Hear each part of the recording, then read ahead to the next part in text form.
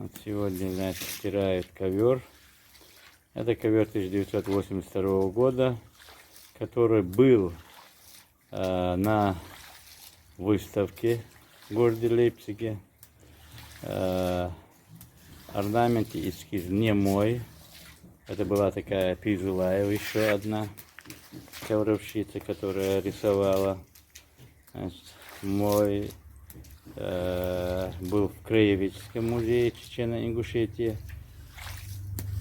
Но он был потерян во время Дудаевского правления. В 1991 году, по-моему, музей полностью разграбили.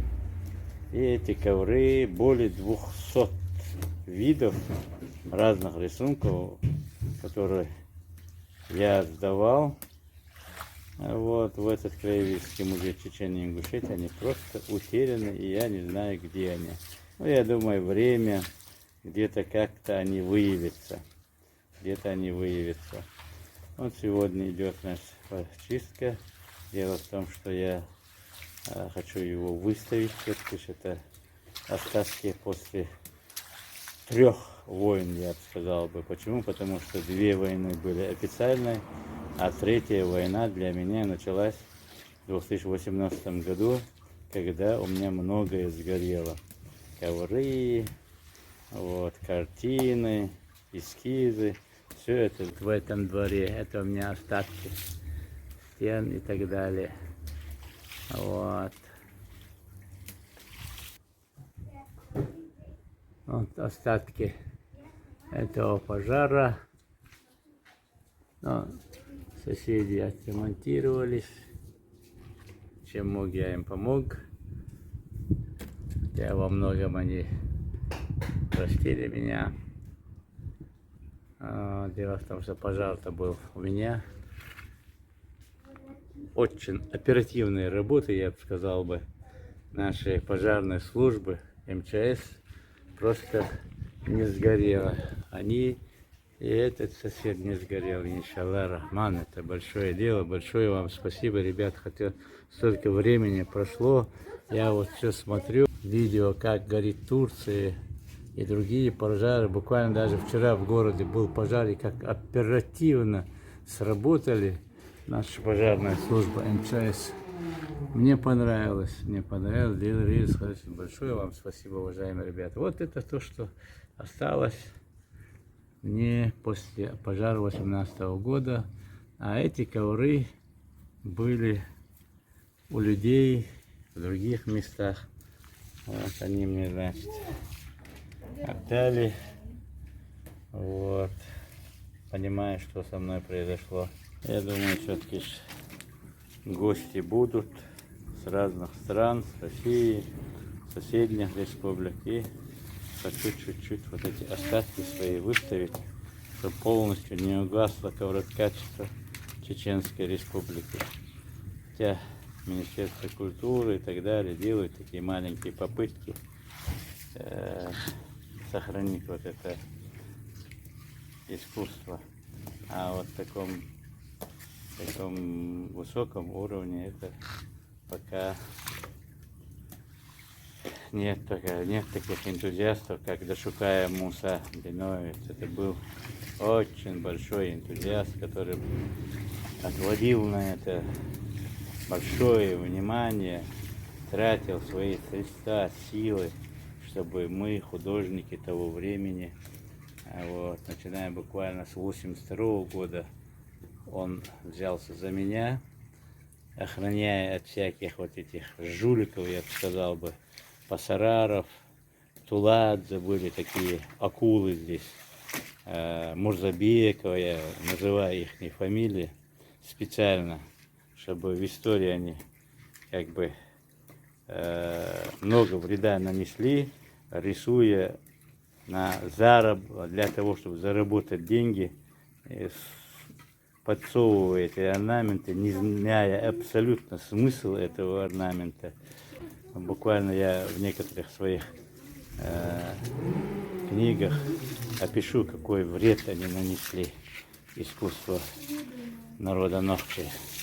Очень большой вред они нанесли, особенно нагайские художники. рисовали орнаменты для ансамбля «Война» с 82 года, налепили полностью и габли, и черкеску. До сих пор мы не можем отвязаться от этих бус, чисто, ну как бы сказать, лепнины, я бы сказал бы, на одежды народа Нохчи. Она всегда отличалась среди даже кавказских одеяний своей локальностью и уникальностью. В том плане сложность орнамента и сдержанные тона все-таки было на высоком уровне. Я колорит только с греческим колоритом я сравнил.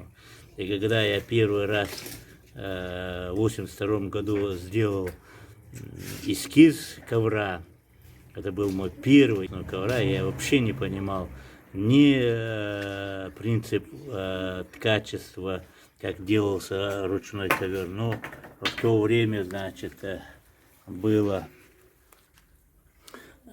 выставка. Для меня это была первая выставка, и она была международная. То есть международная ярмарка, Советский Союз позволил Чечено-Ингушской автономной республике выставиться в Германии, в городе Лейпциге, на международной ярмарке. Ну, праздновали 200-летие вхождения Чечено-Ингушетии в состав Российской Федерации. Вот такое было, значит, это самое.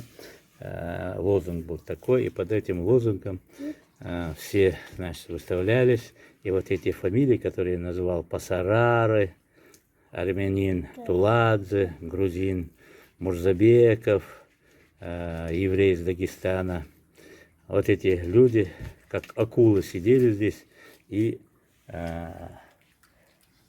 подминали под себя все, ибо тогда за эти рисунки они заработали от 5 до 10 тысяч рублей, буквально 2-3 месяца. А мы, молодежь, нас они, как этих щенят, отпугивали от этого лакомого кусочка, а мы все-таки же нагло всячески не отходили и делали все возможное, чтобы участвовать на этой выставке. Я как-нибудь несколько роликов сделаю, буквально, чтобы это осталось в истории, как они меня, значит, подводили всячески. А Дашукаев Муса защитил меня, и буквально с войной, с вот этими силами, он все-таки же позволил мне участвовать на этой выставке. Не будь его, они меня просто близко не подпускали, грамм, но какой-то хороший мальчик, мол, молодец, Краснодарское художественное училище закончил, у тебя все хорошо, отлично. Вот этими своими байками они отбросили меня, вот лестью, а мне еще лесть-то нравилась, отбросили в сторону. Но из-за того, что Всевышний, значит, дал мне такого человека, как Дашукаев Муса, патриота нахского народа, и он заставил их, чтобы этот ковер участвовал, мой там, на этой выставке. Он назывался «Страна войнахов». А Пизлаева выставила вот этот ковер. Но по сравнению с этим ковром у меня, значит, орнаменты были более... Я как-нибудь эскиз вам покажу, он сохранился, кусочки таких карандашных, и на шлепке сохранились. Фигуры более были близкие к соцреализму, скажем. А вот здесь вот чистая абстракция вот этой фигуры. Вы не знаете, наверное, что это за фигура. Ни в коем случае, вот пользуясь случаем, я говорю вам, никогда вот ковры с таким орнаментом не вешайте на стены. На стены не вешайте, парадное место, они должны быть под ногами, и мы их должны топтать. А потом я объясню вам, что это за фигура, понимаете? Это отрицательная фигура. Вот. А Пизлаева-то она просто так взяла и влепила ее. Она не знает, что это такое. Ибо если бы она знала бы, верхний, слева, справа, снизу орнамент должен был сидеть на своем месте. Да и я не знал в то время тоже. Лепил как умел.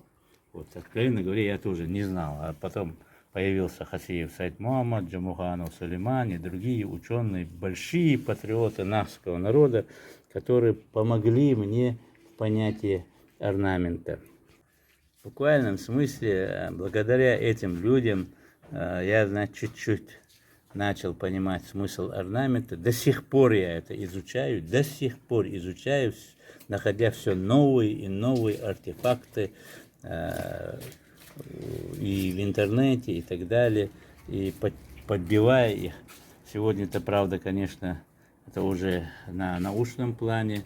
Международный университет Московский МУПИ мне позволили, значит, в буквальном смысле в университете проводить эти занятия, изучение орнамента и так далее, и так далее. Скоро вы увидите эти тоже результаты.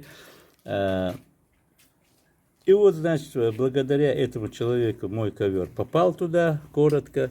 Я буквально 2-3 ролика все равно сделаю по этому поводу. Расскажу вам, какую они войну вели с этими негативными силами.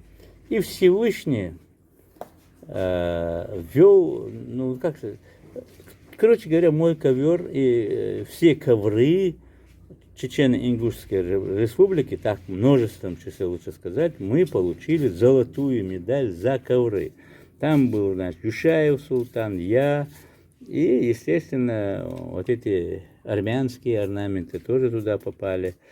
Вот. И до сих пор мы, значит, не можем никак отделаться от того надуманного. И дальше, значит, все это пошло и пошло. И Дашукай Муса, значит, взял меня к себе главным художником. До этих пор я был главным художником объединения художественных промыслов Чечено-Ингушетии. Но он забрал меня поближе к себе, отдал все вот эти ковровые цеха, чтобы я творил. У меня был творческий день, я получал от него командировку, выезжал, значит, на выставки и так далее. Воздаст ему Всевышний за его все заслуги. Я обязательно, значит, в своих произведениях и так далее, я имею в виду в книге, упомяну его имя и имя таких же энтузиастов, как он. И вот это остатки после этих 3 войн, я сказал бы. И вот я, наверное, все-таки же к юбилею, ну не знаю, возьмут ли это на выставку, выставлю все это, а когда ажиотаж полностью вот это закончится. И вот, в принципе, сейчас он, этот ковер, постарел. Вы видите, краски некачественные у нас. Уже он не тот вид имеет. Уже, видите, вот белое уже испачкалось, красный цвет очень сильно линяет. Вот так вот, уважаемые подписчики, для разнообразия я вам показал чуть-чуть народное искусство народа Нохчо. Ну, пока я жив, я не дам умереть этому промыслу и буду делать все возможное для того, чтобы возродить качество нахского народа.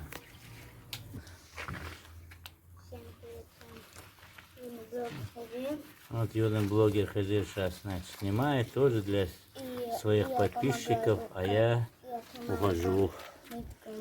Не буду